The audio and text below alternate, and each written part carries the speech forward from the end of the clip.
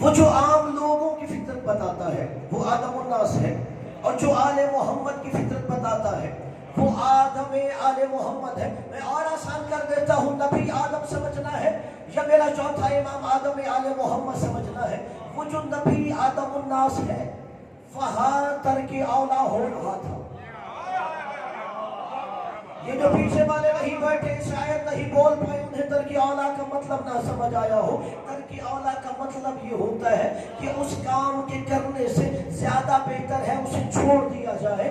کہ وہ شایان شان نبی کے نہیں تھا، وہ یہ کام کر رہا تھا۔ جب آدم نبی نے ترک اولا کیا تو اللہ نے جنت سے نکال دیا تھا کہ آدم تیرے شایان شان یہ کام نہیں ہے۔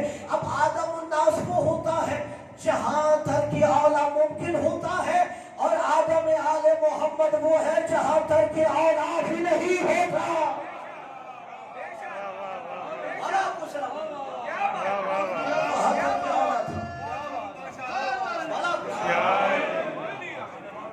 وہاں پر ترک اولا ممکن تھا جو آدم الناس تھا۔ جو آدم آل محمد ہے وہاں ترک اولا کا گزر بھی ممکن نہیں۔ توجہ میری طرف رکھیے، صلوات پڑھیے محمد۔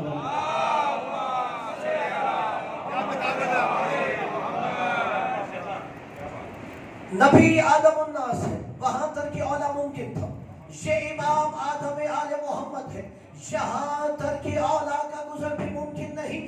اور آسان کر دیتا ہوں، جب نبی آدم سے ترک اولا ہوا تو اللہ نے جبرائیل سے کہا کیا جبرائیل میرے آدم کو بتا توبہ قبول کیسے ہوتی ہے؟ گناہگاروں سار اٹھاؤ، توبہ کا طریقہ سنیے جو جبرائیل نے سکھایا تھا۔ جناب آدم سے ترک اولا ہوا، اللہ کا نبی روتا رہا مجھ سے ترک اولا ہو گیا ہے۔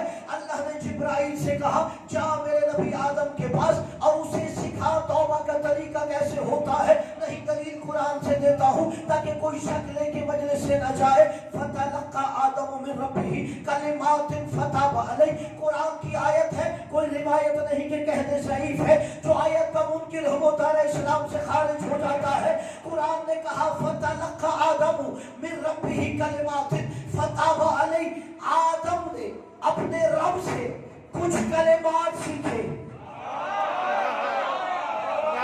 جو سمجھ گیا اسے میں بتا دیتا ہوں کہ کیسے توبہ قبول ہوئی۔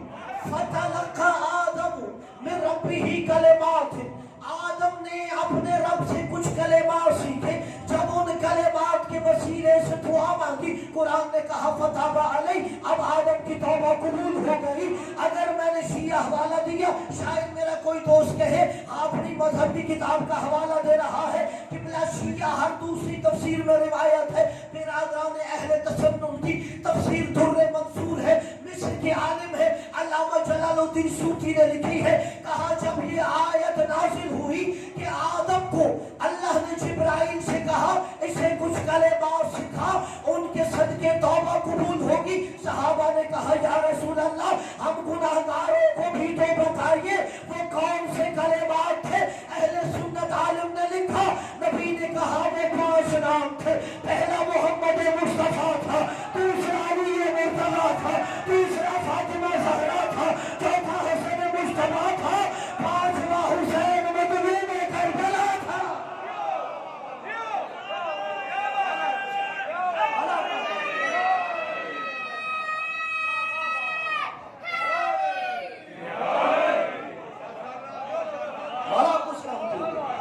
والا سجاد کے صدقے میں آپ جو دعا لائے دعائیں لائے ہیں مستجاب ہو۔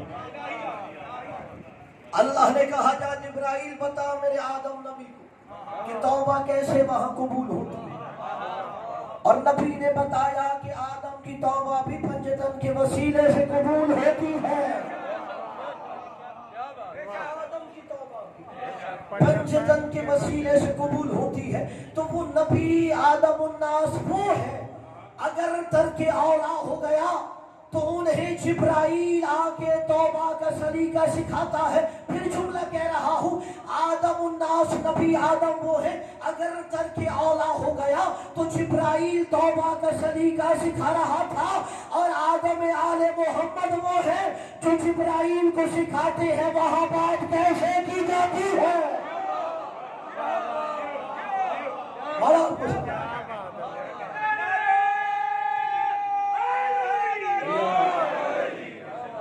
آدم آل محمد کہ جو جبرائیل کو سکھاتے ہیں وہاں بات کیسے کی جاتی ہے.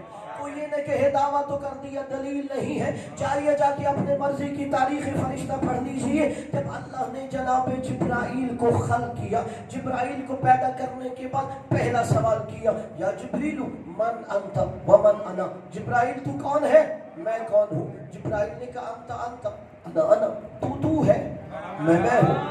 اللہ نے پھر دوبارہ سوال کیا, یا جبریل من انت ومن انا, تو کون ہے, میں کون ہوں. جبرائیل نے پھر جواب دیا انت انا تو ہے, میں ہوں. یعنی پہلے دن تو میں شروع ہو گئی. کسی جملہ سمجھ آیا؟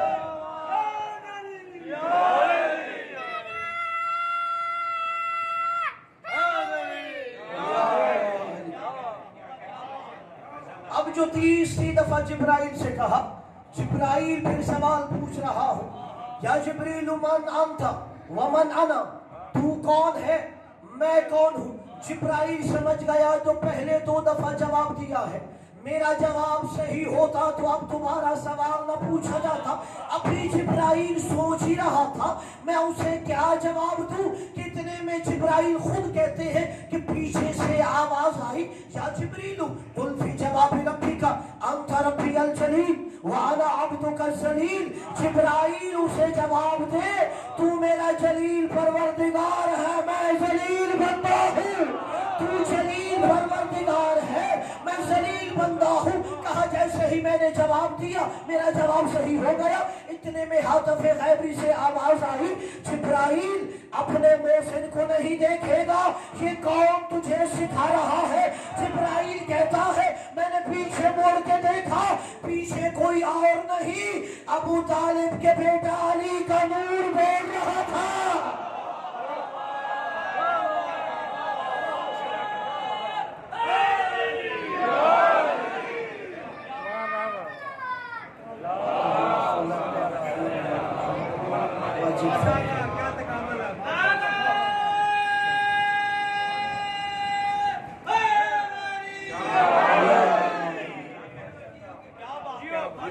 آپ مجالس میں سنتے ہیں نا کہ میرے مولا استاد جبرائیل ہے. یہاں بھی مولا جبرائیل کو پڑھا رہا تھا کہ اسے کہا وہاں کلام کیسے کیا جاتا ہے. تو نبی آدم الناس ہے, میرا امام آدم آل محمد ہے. پہلے نبی آدم اپنے ترک اولا پہ کریا کرتے رہے, پھر حابیل بیٹا قتل ہو گیا, اس پہ کریا کرتے رہے. جب آدم نبی کریا کر رہے تھے اپنے بیٹے حابیل کو یاد کر کے, اللہ نے کہا جا جبرائیل آدم کو محمد کے بیٹے کا قصہ کربلا سنا. جاؤ میرے آدم نبی کو قصہ کربلا سنا. جناب آدم علیہ السلام کے پاس جناب جبرائیل آئے, انہیں واقعہ کربلا سنایا.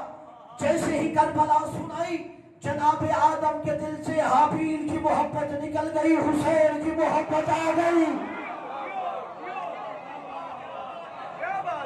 جیسے ہی کربلا نبی نے سنی اپنے بیٹے کی محبت دل سے نکل گئی اور حسین کی محبت آ گئی. تو میں یہاں روک کے جملہ کہہ دیتا ہوں, آپ دیکھتے ہو نا حسین کو مسلمان بھی مانتا ہے, ہندو بھی مانتا ہے, عیسائی بھی مانتا ہے, سکھ بھی مانتا ہے, پارسی بھی مانتا ہے. آخر وجہ کیا ہے؟ جملہ میرا نہیں ہے, میرے چھٹے امام کا ہے. چھٹے امام نے فرمایا سنو, اذا اراد اللہ بعبد خیرا اضاف فی قلبہ حب الحسین. جب اللہ کسی بندے سے خیر کا ارادہ کرتا ہے تو پہلی نشانی یہ ہے اس کے دل میں محبت حسین ڈال دیتا ہے. پہلی نشانی.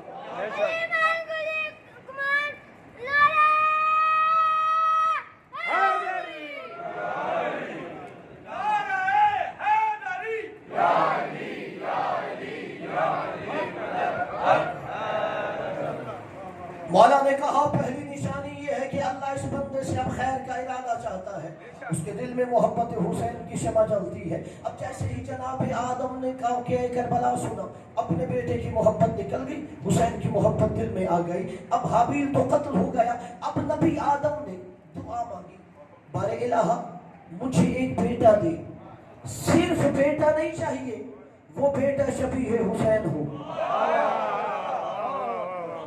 جائیے جا کے پڑھیے بہار الانوار میں پوری روایت، کہا صرف بیٹا نہیں چاہیے، وہ بیٹا حسین کی شبیہ ہونا چاہیے۔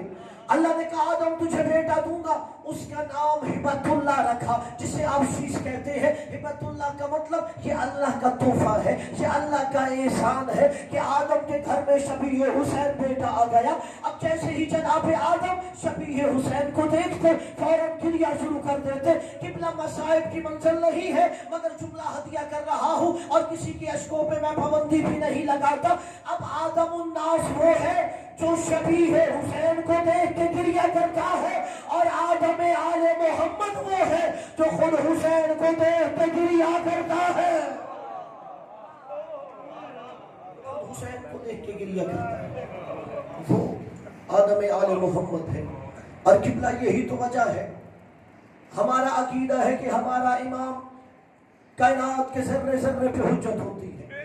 چوتھا امام زمانے کا اول الامر ہے، حجت خدا ہے، صرف انسانوں پہ نہیں، کائنات کے ذرے ذرے پر حجت خدا ہے۔ جائیے پڑھیے واقعات، جب میرے والا شام سے واپس مدینے آئے، ایک ایسا فرقہ پیدا ہو گیا، انہوں نے کہا کہ حسین کا بیٹا علی زین العابدین نعوذ باللہ امام نہیں، بلکہ مولا علی کے بیٹے محمد حنفیہ امام ہے۔ جیسے ہی انہوں نے سنا تو جناب محمد حنفیہ کی دہلیز پہ آ گئے۔ اب اگر جناب محمد حنفیہ نے ہزار بھی سمجھایا کہ میں امام نہیں ہوں، سجاد امام ہے، مگر وہ ماننے کو تیار نہیں تھے۔ اب امام کو پتا ہے کہ ایسے لوگوں کو کیسے منوایا جاتا ہے۔ مولا نے کہا چچا محمد حنفیہ آپ بھی چلے، میں بھی چلتا ہوں۔ کہاں چلے؟ بیت اللہ کے پاس، حجر اسود سے گواہی مانگیں گے، حجر اسود جس کی امامت کی گواہی دے وہ امام ہوگا۔ کوئی انسان گواہی نہیں دے گا، کوئی زبان والا جانور گواہی نہیں دے گا، بے زبان پتھر سے میں گواہی لوں گا۔ چوتھے امام محمد حنفیہ کے ساتھ چلے کہ تم نے حسین کی بیٹی کی امامت کا انکار کر دیا۔ پہلے محمد حنفیہ آگے بڑھے، 2 رکعت نماز پڑھی، حجر اسود پہ ہاتھ رکھا، کہ ان كنت تشهد بانني امام افترض اللہ طاعته على الخلق اجمعین فاشهد، کہ پتھر اگر تیرا یہ عقیدہ ہے کہ اللہ نے مجھے کائنات کے ذرے ذرے کا امام بنایا ہے تو گواہی دے۔ پتھر سے آواز نہیں آئی، محمد حنفیہ پیچھے ہٹے، آپ کے میرے چوتھے امام آگے بڑھے۔ امام نے ابھی کہا کچھ نہیں، اپنا دست مبارک حجر اسود پہ رکھا، ابھی امامت کا دست مبارک حجر اسود پہ آیا، روایت کے جملے ہیں حجر اسود لرزنے لگا، اس میں لرزہ پیدا ہو گیا۔ خانہ کعبہ کے جس کونے پر حجر اسود نصب تھا، خانہ کعبہ کی دیواروں میں زلزلہ پیدا ہو گیا۔ مولا نے حجر اسود کو مخاطب کر کے کہا اے پتھر ان كنت تشهد بانني امامك فامام هذا فامام افترض الله طاعته على الخلق اجمعین فاشهد، کہ اے پتھر اگر میں تیرا بھی امام ہوں، محمد حنفیہ کا بھی امام ہوں، کائنات کے ذرے ذرے کا امام ہوں، پھر لرزنا نہیں، بول کے گواہی دے۔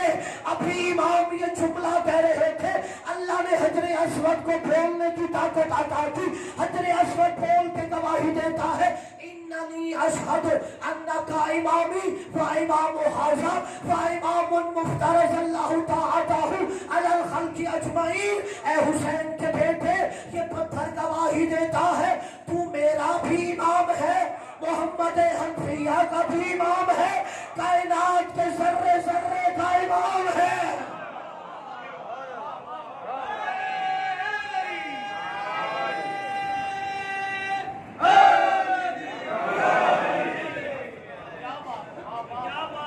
حجر اسود نے مولا کی امامت کی بول کے گواہی دی۔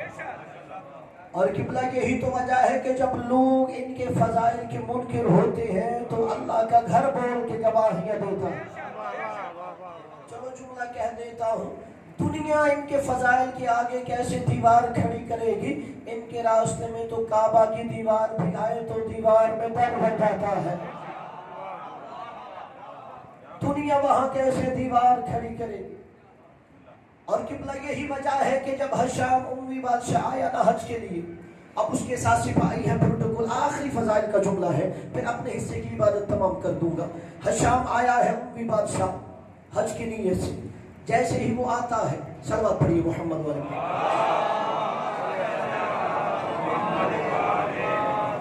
انشاءاللہ میرے بعد میرے برادر معظم حجت الاسلام علامہ ابو الحسن ندوی صاحب خطاب فرمائیں گے، آپ ان کو بھی بھرپور طریقے سے سنیے گا، ماشاءاللہ بہت اچھے اہل علم ہے۔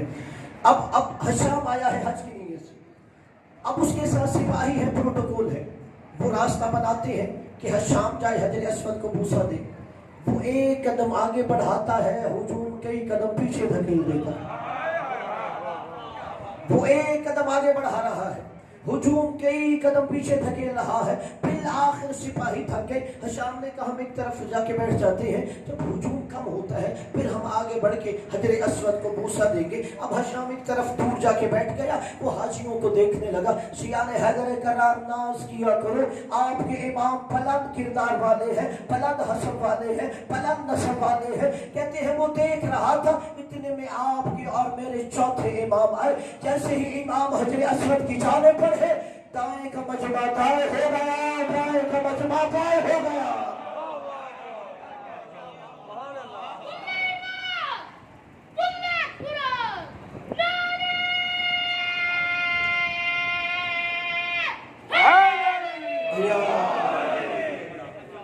دائیں کا مجمع دائیں ہو گیا، بائیں کا مجمع دائیں ہو گیا، مولا خرامہ خرامہ چلتے ہوئے حجر اسود کی جانب بڑھ رہے تھے۔ اب وہ جو عراق اور شام سے آئے تھے سپاہی اس کے ساتھ، انہیں نہیں پتا یہ کون ہے، وہ کہتے ہیں شام سے ایسے لگ رہا ہے جیسے یہ اس گھر کا مالک ہو، جیسے یہی وارث بیت اللہ ہو، ایسے اس کے لیے راستہ بنایا جا رہا ہے۔ وہ شام سے کہتے ہیں من ھذا، یہ کون ہے؟ جھوٹ بولتے ہیں، لا عارفہ، میں نہیں جانتا یہ کون ہے۔ پھر سپاہیوں نے کہا تو بادشاہ ہے، تجھے راستہ کوئی نہیں دے رہا، اس کے لیے راستے بن رہے ہیں۔ کہا یہ کون ہے؟ وہ کہتا ہے نہیں جانتا۔ اب دیکھیے جہاں منافق ہوتا ہے وہاں مومن بھی پیدا ہوتا ہے۔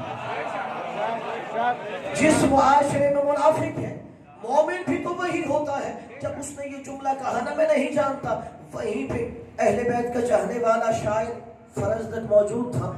فرزدق کہتا ہے حل لا تعرفہ، تو اسے نہیں جانتا؟ وہ پھر جھوٹ بولتے لا عارفہ، میں نہیں جانتا۔ جیسے ہی سنا نا کہ یہ بار بار کہہ رہا ہے میں نہیں جانتا، فرزدق نے وہی کھڑے کھڑے فی البتی مولا کی شان میں 56 یا 57 اشعار کا قصیدہ کہہ دیا۔ اس نے کہا تو اسے نہیں جانتا تو اب میں تعارف کرواتا ہوں، تو 56-57 اشعار میں پڑھنے صرف 2 بند سن لیجیے۔ اس نے کہا اچھا تو نہیں جانتا، سن ھذا الذی تعرف البطح وطأته والبيت يعرفه والحل والحرم، کہ مجھے تعجب ہے تو اسے نہیں جانتا، حالانکہ یہ وہ ہستی ہے جب دہلیز عصمت سے قدم باہر نکالتی ہے تو سارا مکہ اس کے قدموں کی آواز سنتا ہے، اس کے قدموں کی آواز سارا مکہ سن رہا ہوتا ہے۔ اور یہاں اگر کوئی حاجی بیٹھا ہو یا جس نے عمرہ کیا ہو وہ لطف لے گا، اللہ نے مجھے حج کی بھی سعادت دی ہے، عمرے کی بھی دی ہے، اور یہ جب بندہ جاتا ہے وہاں حج کے عمرہ کر کے آتا ہے پھر جملہ سمجھنے کا لطف اپنا آتا ہے۔ وہ کہتا ہے والبیت یعرفہ، کہا مجھے حیرت ہے تم اسے نہیں جانتے اور بیت اللہ کا حج کرنے آ گئے، تم اسے جانتے نہیں اور اس گھر کا طواف کرنے آ گئے۔ کا سنو والبیت یعرفہ، تم جس گھر کا طواف کرنے آئے ہو کہہ رہے ہو نا میں اسے نہیں جانتا، سنو تم جس گھر کا طواف کرنے آئے ہو یہ گھر جانتا ہے یہ کون ہے۔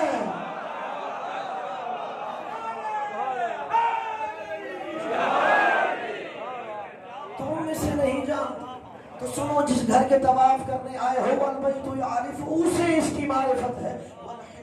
والحرم کا حدود حرم کی زمین بھی جانتی ہے یہ کون ہے, حدود حرم کی باہر کی زمین بھی جانتی ہے یہ کون ہے. آخری جملہ فرزدق کہتا ہے تمہاری پاس وہ نور بصیرت ہی نہیں جس سے اس کی معرفت ہوتی.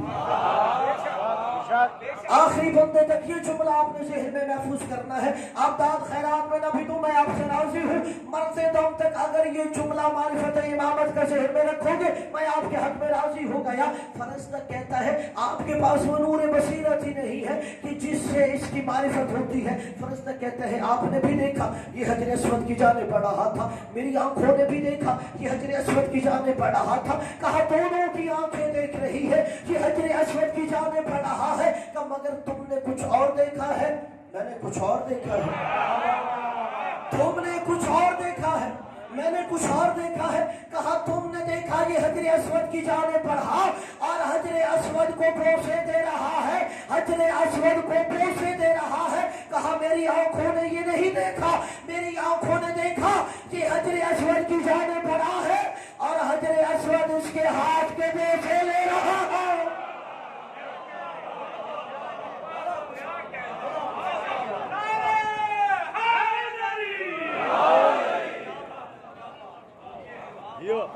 کہا تم نے دیکھا ہے کہ حجر اسود کے بوسے لیتا ہے, مگر جو میرے پاس نور بصیرت ہے اس نے مجھے دکھایا حجر اسود اس کے ہاتھ کے بوسے لے رہا تھا.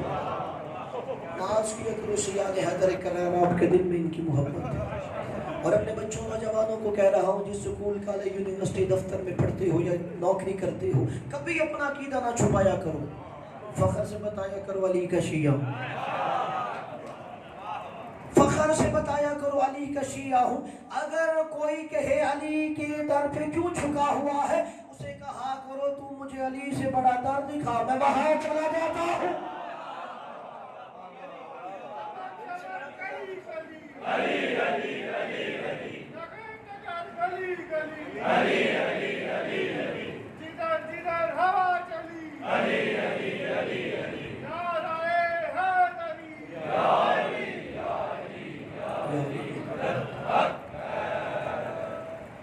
اللہ نے ہمیں ایسے بلند کردار والے امام دیے ہیں کہ ہم مجمع میں اعلان بتا سکتے ہیں میرے پہلے سے 12ویں تک کون کون امام ہیں. اور بس عزیز و دوستو بدل ہوا تاریخ امامت اگر پڑھیں تو چوتھے امام نے بڑے عجیب حالات میں امامت کی امانتیں وصول کی. چونکہ وقت قلیل ہے صرف ایک روایت امام سجاد علیہ السلام کی سن لیجیے. جب مولا آخری ودا کے لیے آئے نا اور کہا زینب میں اپنے سجاد سے آخری ودا کرنا چاہتا ہوں, جناب زینب سلام اللہ علیہ پڑھی ہلایا سجاد بیٹا اٹھ بابا ملنے آیا. زدارو جملہ محسوس کرو گے 22 سال کا کڑیل جوان بیٹا جب آنکھیں کھولی سامنے سر سے لے کے پیر تک بابا زخموں سے چوٹ حجرکم علی اللہ جس کی ہائی نکلی حوالہ کسی غم میں آپ کو نہ رلائے. جیسے ہی بابا اس حالت میں دیکھا نا پہلا جملہ بیٹا کہتا ہے یا بتاؤ این این عمی العباس, بابا چچا عباس کہاں چلے گئے. حجرکم علی الزہرہ والا آپ کو کسی غم میں نہ رلائے.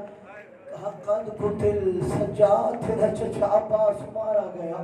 دوسرا سوال کیا یا ابتہو این این علی الاکبر, بابا علی اکبر کہاں ہے. فرمایا قد قتل علی اکبر بھی مارا گیا.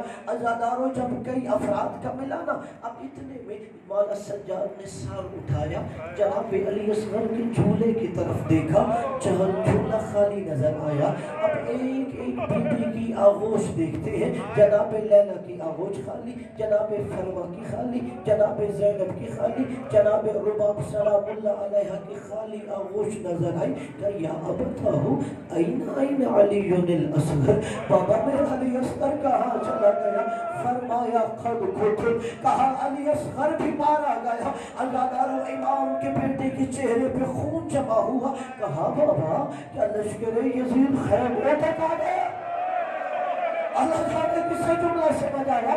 بابا لشکر یزید ہمارے خیموں تک آ گیا کہ نہیں سجاد، میں تو علی اصغر کو ہاتھوں پہ لے کے گیا تھا، علی اصغر ایک کان سے دوسرے کان تک جدا ہو گیا، میں ہاتھ باندھ کے اپنے مولا سے کہوں گا مولا ابھی صرف سوچ رہے ہو کہ لشکر یزید کہیں خیمے میں تو نہیں آیا، سجاد برداشت نہیں کر رہا، مولا تھوڑی دیر بعد شام غریبہ کا انتظار کرو، خیمے سے دھواں اٹھے گا، زہرا کی بیٹیوں کی چادریں لٹے گی، ہائے میرا بیمار امام۔ زینب نے پہلا مسئلہ پوچھا، سجاد آنکھیں کھول، زینب کو بتا